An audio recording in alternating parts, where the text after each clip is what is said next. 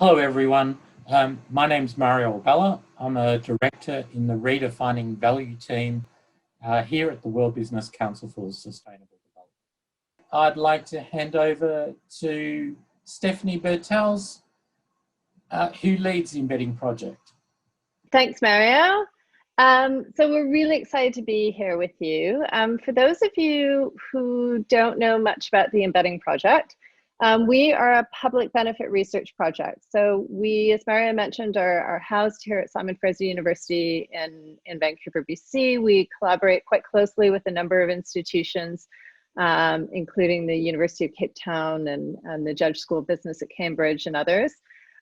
We work as a group to develop research frameworks and also to develop practical tools and guidance that help companies embed sustainability across their operations and decision making. So we have about 36 companies that we've worked with for over a decade that help us in these pioneering efforts. They help us to understand what their needs are and also pilot the tools that we're developing.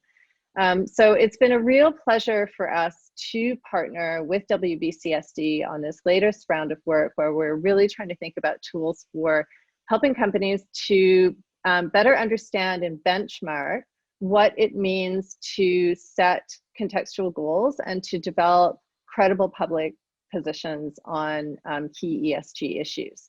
And so we'll talk more about the position statements in another workshop. This workshop, we really want to focus on goals. And so we start with this idea of what does it mean to take a contextual approach? And by that, what we really mean is moving from first a shareholder value model through what we're coming to call a stakeholder value model into what I'll describe as a systems value model. And what that means in a systems value model is that we start to take into account the need to set our whole corporate strategy within the confines of the social systems and the ecosystems in which we operate. So just to break that down, you know, we're all familiar with shareholder value. Just 2 days ago was the 50th anniversary of Milton Friedman's famous New York Times Magazine article where he outlined the idea of the shareholder primacy. And I think it's important to reflect on the fact that it really only has been 50 years. So there's this sense that this is how businesses have always been run, but it's not the case that businesses always have placed as much primacy as we have on shareholder value. And we have seen over the last couple decades that there has been a slow movement to think about that in a different way. And so we've been moving towards what people have called stakeholder value, what some call the triple bottom line, or shared value. And while this takes us partway back to this idea of companies being embedded, what we also find is that unfortunately there can be quite a small area where those pieces intersect. And as a result, what we need companies to think about is that the business is actually embedded within social systems, it's embedded within planetary systems, and that it's reliant on the success of those systems. And as a result, it has not just an obligation, but it makes strategic sense for it to understand those constraints and also to think about what it needs to do in order to contribute to ensuring the resiliency of those systems. So that's all outlined in a guidebook that we created called the Embedded Strategies Guide. And so it takes you through this process of thinking about what does an embedded strategy look like and how would you help your company to set one. And we break it down into 5 key steps. And the first one is around scanning and understanding emerging issues. So we will be releasing shortly a tool that is a very comprehensive list of environmental and social issues grouped into a set of issue categories. And this really is to help you ensure that you're taking a thorough approach to reviewing what might constitute issues for the business. The second is a set of tools that we're developing around how to understand what those thresholds and limits associated with these issues might be. So how would you conceptualize whether those systems are resilient or whether those systems are under strain? We also have been working on a new tool that we call the prioritization radar that helps companies to think about how to prioritize among their strategy. And so moving beyond a simple two-dimensional materiality matrix, which places emphasis on what stakeholders are concerned about and the implications for the underlying systems and what the business has been prioritizing. And instead to start to think about where are the strategic risks for your business, the strategic risks and opportunities with respect to these issues. How do you understand your own direct impacts? How do you understand the indirect impacts that sit within your value chain? And then how do you also understand how you would exert your influence going forward? And where could you, as an organization, exert positive influence on those underlying systems? And then we will, in a couple weeks' time, do this workshop on prioritizing, on position statements. So creating that, acknowledging publicly the need to be a part of creating systems value. But today, the piece that we want to really look at is setting goals and strategy. So we want to talk about contextual goals. So what is a contextual goal? It is a goal that helps you focus on doing your part to ensure the health and well-being of the ecological and social systems that you operate in. And so it's not just an ambitious goal. It's not just a stretch goal. It actually has two really important components. So the first component is understanding the underlying systems and the system's needs and the system's health, and really understanding what the thresholds of those systems are and what it's important that to maintain in order to live within those thresholds. And then the second piece is on clarifying what action needs to be taken in order to maintain those thresholds, and what action falls within the responsibility of the company to take. And so again, let me break that down a little bit. So if we think, for instance, about carbon, and we think about the cumulative impacts of CO2 emissions, and we think about the current trajectory that we're on, we have a number of different scenarios that tell us that a key systems threshold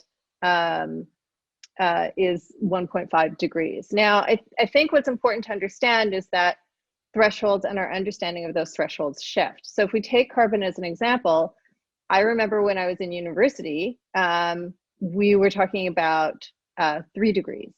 And by the time I was in my master's, we were talking about 2.5. By the time I was in my PhD, we were talking about 2 degrees. And, and then under 2 degrees. And we've then a couple of years ago, we were told, actually, we really need to keep to 1.5. And very recently, we're seeing that, in fact, those estimates have been again changed to realize that, in fact, we probably need to be under 1.5. So I think it's important to understand that thresholds are not this, this fact that exists out there. Thresholds are really about your understanding of the system and your best estimate at the time of what that means. And so if we translate that into a social context, it's your understanding of the local economic resilience of your communities. If we take the current crisis that we're going through, those thresholds have changed immensely for many communities as a result of the pandemic. And as a result of that, then companies need to readjust their understanding of what their role might be in their communities in order to help to maintain that local economic resilience. So that final piece then is thinking about, given our understanding of the threshold and given our understanding of the current trends that we're on, what actions need to be taken in order to move us onto a different trajectory. So what is the work that needs to be done within the system? And within that, what part of that is the responsibility of the company to undertake? And so, as I said, there are no objective answers to any of this. Really what it is the conversation. And it's a conversation between you as an organization and the communities in which you operate and the various stakeholders and right holders that you interact with. There are some tools that can help us to understand these thresholds. So many of you hopefully will be familiar with the idea of planetary boundaries and the work of the Resilience Institute of trying to take the scientific understanding that we have and bring it together so that green circle in the middle is our understanding of what the key thresholds are with respect to different issues, and those big blue pieces are the idea of what trajectory are we on. And so with respect to biodiversity loss, with respect to nitrogen and phosphates, we know that we are on a very difficult path right now. And we all know that we're on also a difficult path with respect to climate change. So similarly, Kate Rayworth's work on the social donut and understanding that just like there is an environmental ceiling, a maximum amount of disturbance that we can inflict on our environmental systems, there also is a social foundation. There's a minimum threshold of access to water, of income security, of access to education and voice and equality that social systems need in order to ensure that they can also thrive and that people have their needs met in order to be a participant in these systems. And so, the other way that we can think about thresholds is through the Sustainable Development Goals, which I'm sure many of you will be familiar with.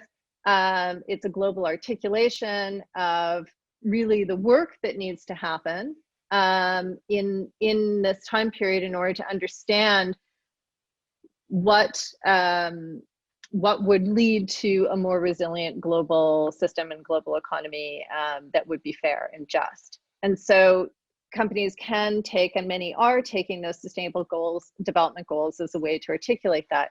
It is important to understand, though, that while the sustainable development goals do articulate thoughts about some of our system issues, some of the issues that are going to be important to a company are not covered very well by the sustainable development goals. So just be aware when it comes to things like Indigenous rights or human rights, there certainly are some gaps in the sustainable development goals, and those may end up being the areas as an organization where you actually can potentially have the most influence. So let me tell you a little bit about goals then. And so I'm going to tell you about the goals and the goal setting.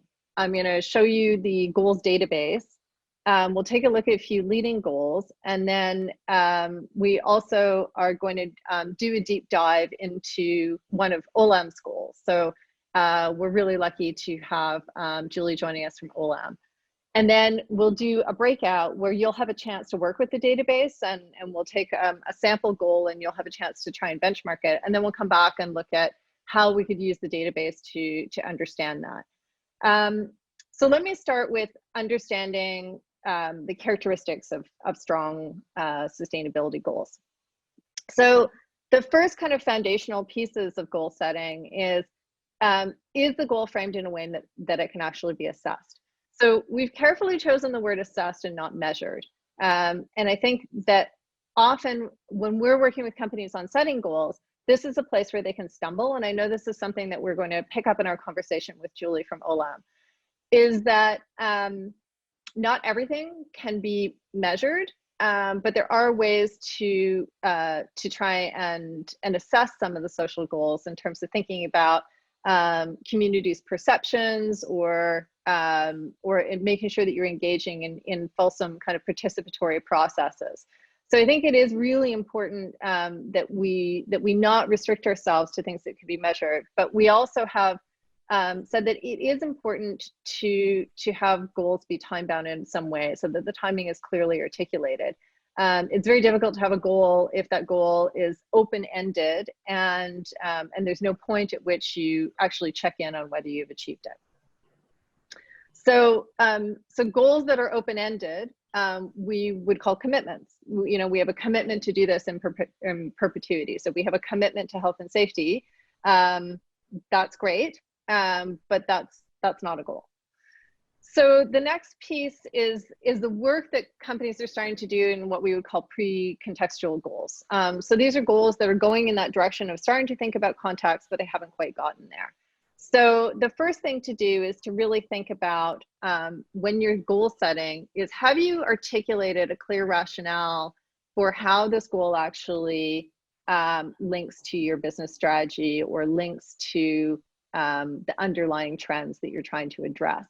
And so this is the piece that you're hearing a lot from investors, or when you hold stakeholder panels and people say, I really want to see your goal in context.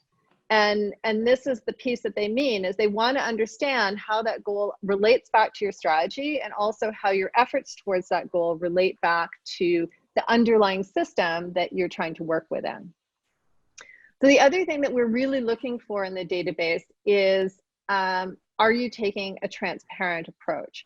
And so we're not only just reading your goal, we're actually reading all of the materials that you put supporting your goal.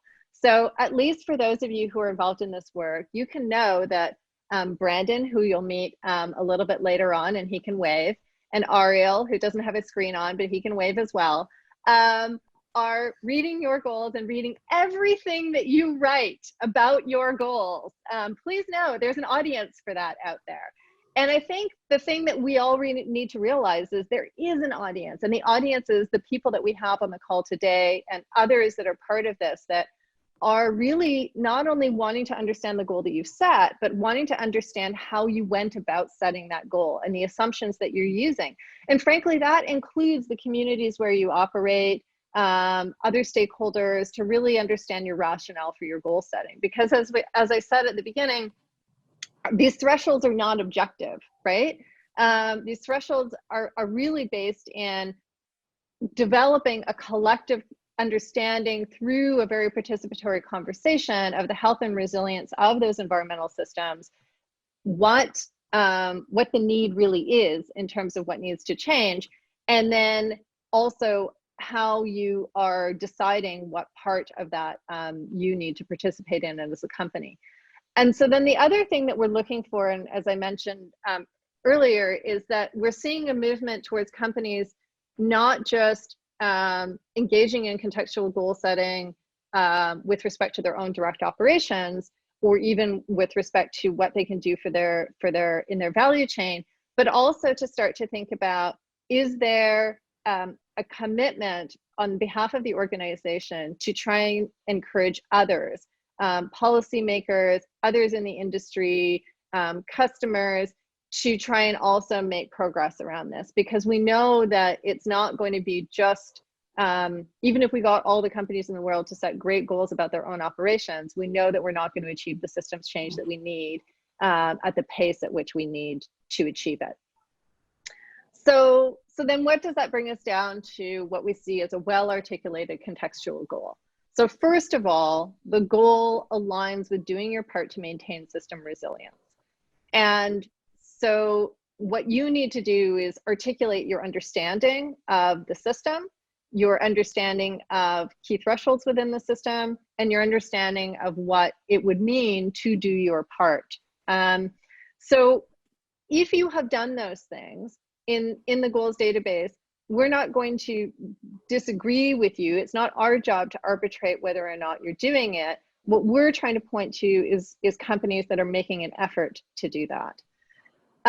We also really want to see companies articulate how adhering to this goal is actually aligned with their core corporate strategy, because we want companies to be realizing that their operations really are dependent on the systems that they operate in. And then we really want to encourage transparency. So we're highlighting those organizations that are really starting to include the assumptions that they use in order to develop these goals. And the last one is we're also highlighting companies where there's a commitment to enable others to try and also take a more contextual approach. And especially ones that are holding themselves to account in doing that by setting goals with respect to their own influence. So the last piece then is once you set a goal, we're really looking for goals that have laid out interim targets, so that especially when you've set a very long range goal, have you set out a means of assessing your progress against that goal that gives you opportunities to say, hey, we didn't make the enough investments that in order to really make sure that we're on track to get there, or yes, we've been making investments and in fact it is leading us to be able to make systems change much more quickly than we had anticipated, which is great. And being transparent on your progress. So do you have a track record of transparently reporting against your goals, but also do you have a track record of adjusting your goals in cases where you're not meeting them? Or do you just kind of blow through them and just say it wasn't met? Okay, so let's go to the database. And I'm actually going to, as I go to switch over to the database, I'm going to pause for a minute, and I'm just going to ask Eleanor if there are any questions or comments in the chat. Did anyone have any thoughts or questions before I jump into the database? So we've received nothing at the moment, Steph, but if anybody does have any questions or thoughts or comments, please do. Steph, want to just come in? Elise has questioned the definition of resilience and the importance of it being a threshold. The definition of resilience and the importance of it. Sorry, do you have the actual question, or is that? So it just says, I'm wondering about the definition of resilience. It seems to be as important as threshold. Yes, yeah, I think the definition of resilience is really important. And so we do talk about that. We have Rachel on the line, and we're going to be releasing a guide on community resilience and how communities think about their own resilience. And so I'm wondering, Rachel, if you might be able to talk a little bit about how we've been thinking about resilience from a social perspective. Sure, yes. So I guess I would start by saying that resilience is very much locally defined. So like the piece about context obviously is very, very relevant. And in terms of how we've conceptualized resilience, it's basically sort of 4 different elements. So the level of well-being in a community, and well-being sort of very broadly defined, including access to nature, housing, work-life balance, any of those elements. So that sort of current level, then the resources to maintain that in the future. And then additionally, a community's ability to withstand shocks. And then in 4th place, the ability, if sort of a shock happens, for a community to be able to bounce back or to get back to their regular levels. Yeah, or even to reconfigure and what people talk about bouncing forward, right? In order to actually be able to readjust or reconfigure the system. And so when we're talking about the resilience of ecosystems, I really go back to, and some of you may be familiar with the hulling. It looks almost like an infinity, right? And so if we think about forest fires, forest systems where a resilient system, resilient systems are not necessarily constant, right? They do go through periods of resourcing. They go through periods where they get overly resourced with respect to the upper canopy becomes too high and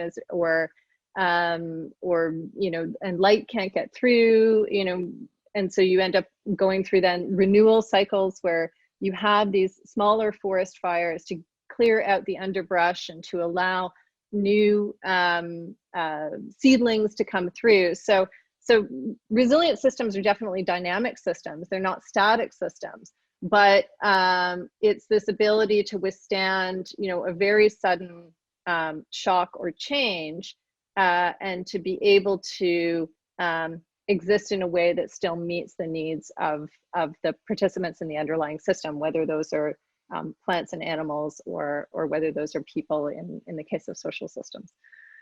So yeah, I think this idea of resilience is really crucial, and it's a word that gets thrown around a lot. I think I just also want to say that, a lot of what we've been saying comes from a Western ontology. It's everything that I've been saying has been grounded in science, but certainly there are also some really important indigenous ontologies that also have their own thoughts about what a concept like resilience would mean, and those are very much anchored in an understanding, multi-generational understandings of the land and what it can provide, and what humans need to do in order to reside within the land in a way that respects that. So I just want to be clear that, especially for companies that are operating in jurisdictions and in communities where you still have are lucky enough to still have the strong Indigenous presence, that it's really important to think about those ontologies as well when we're conceiving of what resilience might mean. So, so thank you. That was a great question, and as you can see, we love talking about that. So I just wanted to show you the database. But I do want to encourage you right now, if you are on a computer, or it even runs on a tablet or a phone, to type in eproj.org/goals and take a look at the database yourself as we go along. So what I want you to see is that I spoke at the beginning about those understanding emerging issues in that scanning process. So these are those 8 high-level categories that we created with respect to different issues: climate, water, ecosystems, material and waste, pollutants, governance and ethics, rights and resilience in communities, and rights and well-being at work. So I could decide, for instance, that I'm interested in materials and waste, and then I'm also maybe interested in a particular sector. So I might say I'm really interested in materials and waste in the consumer discretionary sector. So we use the GIC codes. So if you're ever trying to think about what your own sector would be, just take a look and see what your own GIC code is. And then it will give me, so I can also look for a particular company. So if I want to go back, for instance, and decide I want to see all goals, I just go back and click to see all goals. And if I want to go back and see everything, then I can get a sense of how many companies we have in there. So we have a lot of goals in here. Now, we don't have every goal in here. So what we're doing is we are taking goals where companies are starting to take a contextual approach. And so we've looked for the strongest goals that we can find across a broad range of sectors and across a broad range of issues. And but that doesn't mean that we're not looking at lots of goals. In fact, Brandon and Ariel probably have looked at, we were talking about the other day, maybe 20,000 goals in order to assemble this for you. But the point is, we don't want to overwhelm you with tons and tons of goals. We want you to have a place where you can go and find the ones that are going to be most aligned with a contextual approach. Okay, so now that I have picked a goal, then, and the other thing that I can do over here is I can think about the level of influence of the goal. So is it an operational goal? Is it a value chain goal where I'm looking at things related to the supply chain or to the to customer use of the product? Or is it a systems level goal where I'm looking to actually have an influence on the overall system? I can look at things like I want to know good examples of taking a transparent approach or of enabling resilience. We also are planning on keeping goals in the database, and so you can ask whether goals are current or whether they're a past goal. And then also, there are a certain set of trending topics that we've created where we know that people are looking for those issues, and we've been tracking those. You can also search with respect to a particular SDG target, so you can see the SDG targets. Now, we've done our best to categorize things based on a particular SDG target, based on publicly available information. So, you know, a company may say, well, we weren't we're only intending to do 2.1 and not 2.2. That's fine, but we're just trying to get you close enough to things that that might be useful for you. And then the final thing is that you can do a search, and through that search, then it also will show you what we have available. So for instance, you know, Arc'teryx has just put out a position that relates, or a goal rather, that relates to COVID.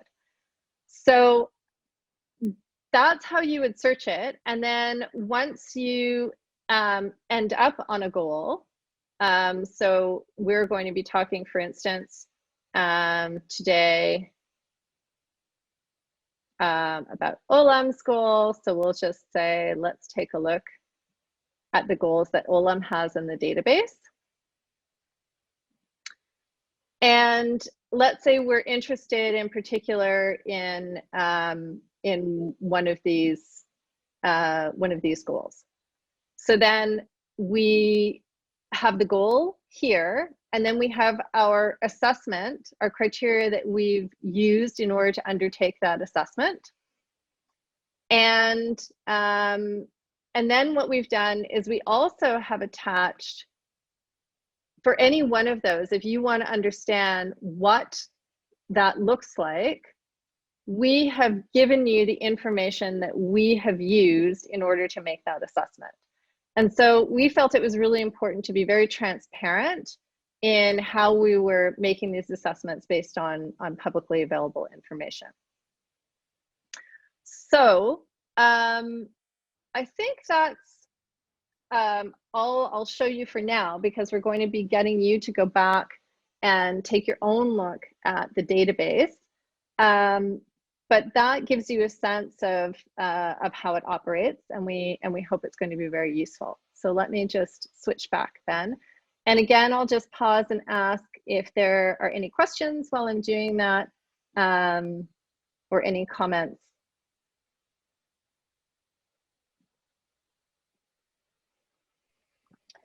Steph, we have a comment from Antonio which says, for the context approach to work, you need 100% participation, but what you suggest seems to be applicable to less than 1% of the companies. How do you expand to make it significant?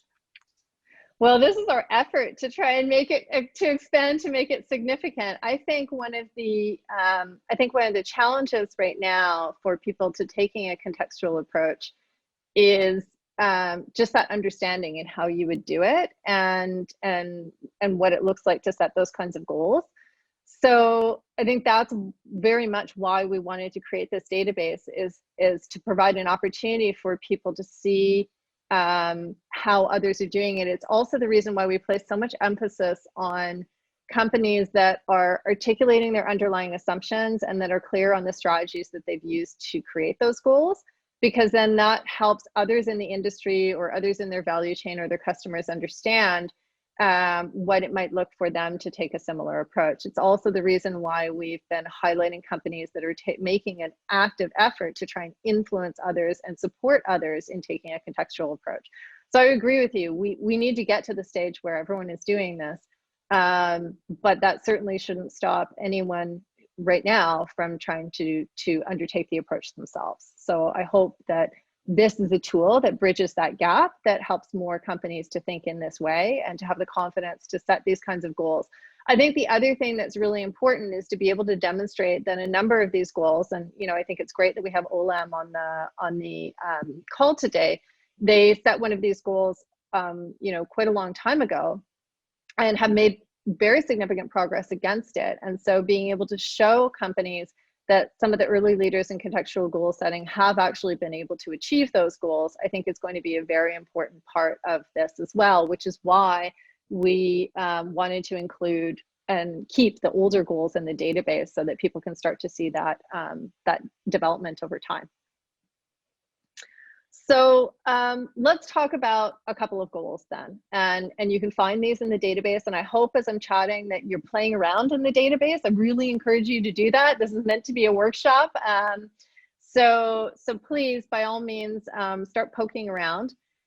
So one of the first goals that that we'll talk about, and I think, you know, carbon in some ways is one of the more straightforward of the contextual ones, and we do have the Science-Based Targets Initiative and you know, a number of other tools to support contextual goal setting in the area of carbon. So Microsoft, by 2030, Microsoft will be carbon negative, and by 2050, they will remove from the environment all the carbon the company has emitted, either directly or by electrical consumption, since it was founded in 1975. So what do we like about the goal?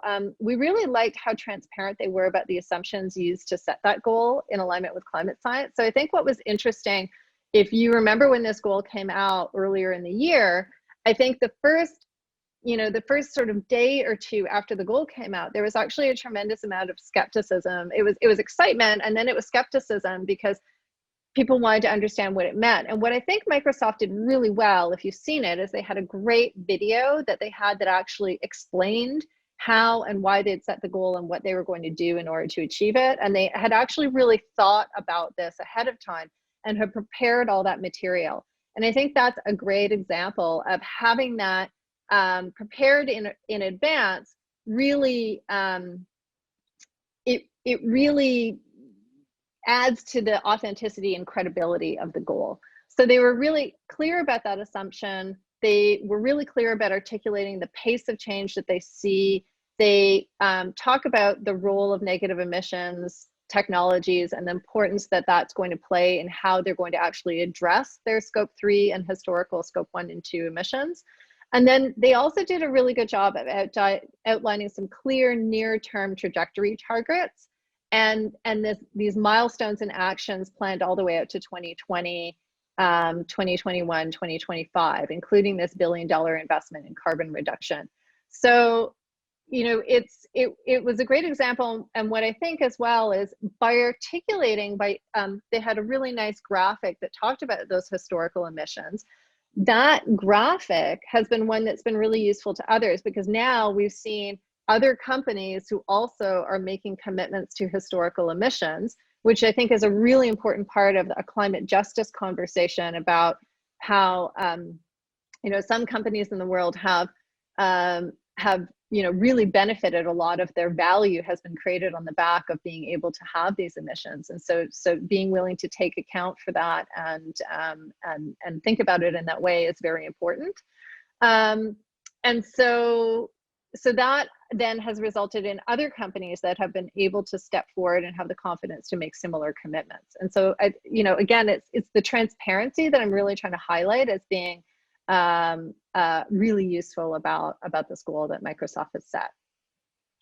So the next one that we wanted to talk about was Unilever's plastic packaging goal. So by 2025, 100% of our plastic packaging will be reusable, recyclable, or compostable. We will halve the amount of virgin plastic we use in our packaging and help collect and process more plastic packaging than we sell. So that we're not saying any of these goals are perfect, right? So from a contextual perspective, we don't understand what half means. Is half enough? But there are also some really important parts of this goal, which is that they really do a good job of articulating this idea of shifting from a linear take, make, waste disposal model into a circular economy is going to be of really core strategic importance to the business. They do a really good job outlining that its current business model relies on cheap, flexible, multi-purpose plastic as a core component. And so thinking about that this major opportunity exists in figuring out a way to close that loop. And also just this idea of really outlining the business benefits of lowering these costs and increasing their resource efficiency and aligning with demands. And so, you know, what we're trying to highlight is that there are good aspects of a number of different goals. And so the next one that we really want to talk about is Olam's set of goals. And so we're going to dig into that in a much more fulsome way. So what's really interesting, we think about what Olam has been doing is they've been drawing on multi-capitals and the planetary boundaries frameworks that we talked about earlier. And they've created their own concept of capital boundaries to understand the cumulative impacts on the activities and their activities on the capital stocks that it relies upon. And they also do a really great job of recognizing the interdependency between the well-being and resilience of their almost 5 million small-scale farmers and their own resilience. And also they're really clear about the role that they see that they need to play in improving farmer capacity and incomes. So it is my absolute pleasure, and she's just turned her video on, to introduce you to Julie Green, who is the VP Corporate Responsibility and Sustainability for Olam. And she has joined us today to help us understand a little bit more about these underlying goals. So the first place where I wanted to start, Julie, is as an organization, your journey and your thinking about taking a contextual approach. So how did that come about? Because you were, and maybe it's helpful to situate people in terms of the time frame, because you definitely were early leaders in this space.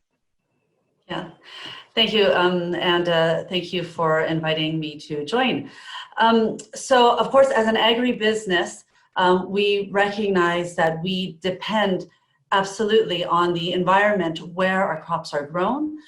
We depend on the people who grow those crops, and it's critical for the sustainability of the supply chains that the soils, the ecosystems are sustainable, and that the people are able to earn good livelihoods and a decent living and live in good health.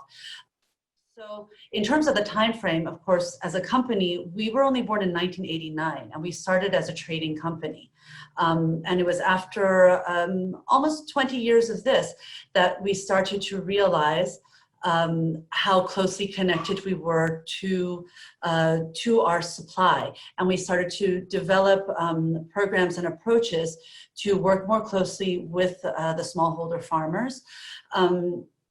We identified that we have an impact inherently on the systems that we work in, and that impact can be positive or negative or neutral, but we do have an impact, and those systems impact us. And so we need to set goals to make sure that whatever impacts we have are as positive as possible, and whatever negative impacts there are, that we mitigate all of those risks as best we can. Yeah, and so can you walk us through how you went about setting this particular goal? Yeah, so was about 2010, which was actually just after I joined Olam, that we started this approach to work with smallholder farmers. And we started with just a couple of businesses. Today, I'm happy to say we've exceeded the goal that you see here by about 50%.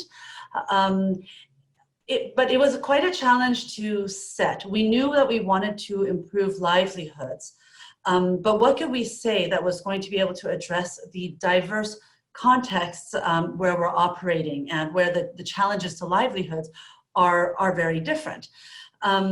So we did struggle with that, because we wanted to ensure that our goal was precise enough and measurable enough, and that there was a framework backing it up, that we were going to be able to evaluate all of our businesses, our participating businesses against, while allowing that flexibility for the programs to match the needs in a particular context. And so can we talk a bit about, as you were thinking about setting that goal,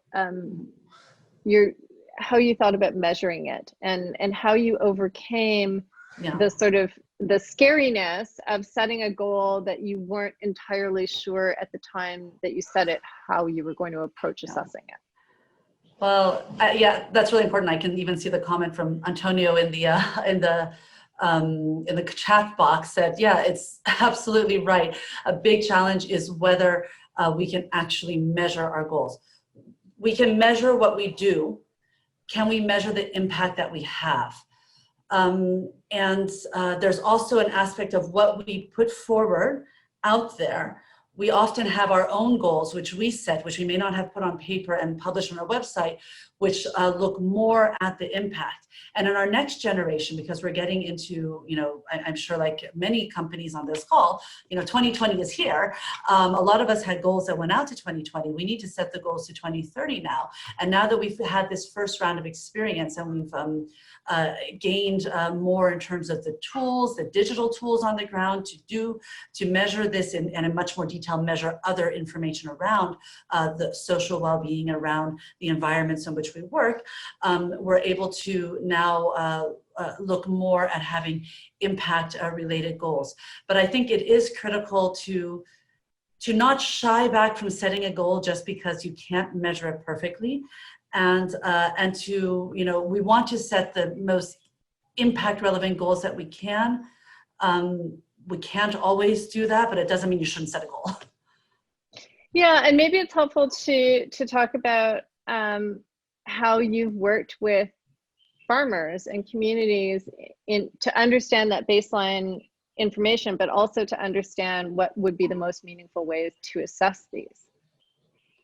Yeah, absolutely. So we gather information at various levels, according to third-party risk indices and country risk indices, and looking then through our networks on the ground. So we work, we have thousands of field agents working very closely with the farmers, and we do have some digital tools, both for collecting information from farmers. Some of it is standard information, but some of it is very contextual, whether it be around human rights questions, around health infrastructure, nutrition, or areas that we've identified from those third-party risk indices as being relevant. That allows us to collect the information. And we've developed today a customer-facing tool called @Source that helps to link some of that information on the back end to our customers who some of are quite keen to know what are the risks in the supply chain, how can we work together to address those risks, and what is it that's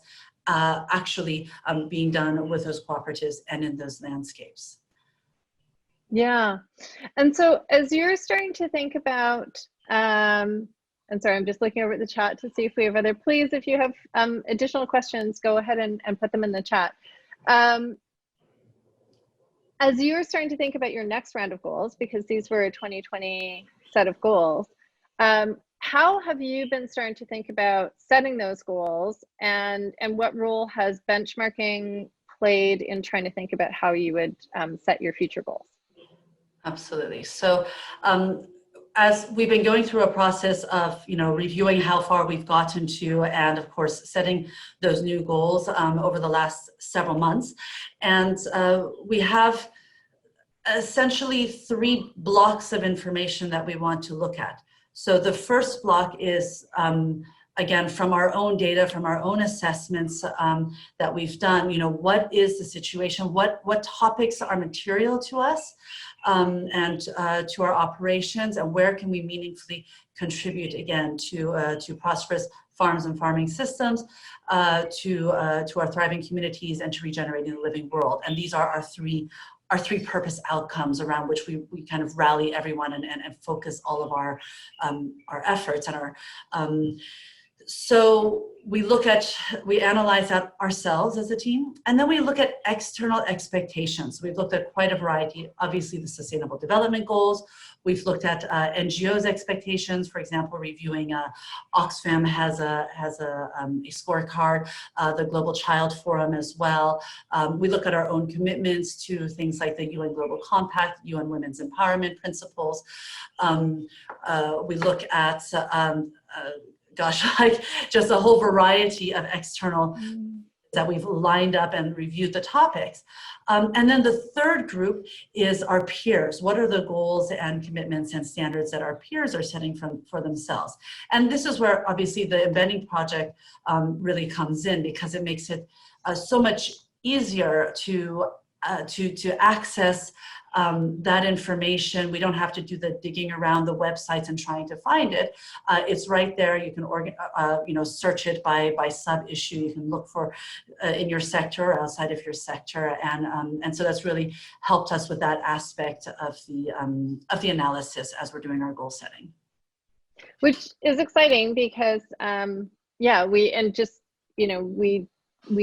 just had the chance to chat with you the other day, and so I think it's great to see that already you're seeing some value in the database, and that it's something that you can use, which we're hoping is the case for others on the line as well. And our commitment is that we will keep updating it, and so we do add new goals on a very regular basis. We're adding them now every like every month, for sure, sometimes every couple of weeks when there's a big flurry of people announcing new goals. So and if you are with an organization that you feel that you're taking a contextual approach and your goals are not reflected in our database, by all means, please reach out. We would love to take a look at it's as Julie and I were talking last week, and she was saying it's just such long, time consuming work to troll through all these reports and find all these goals. And so it is the case sometimes that we miss them. And so please do let us know.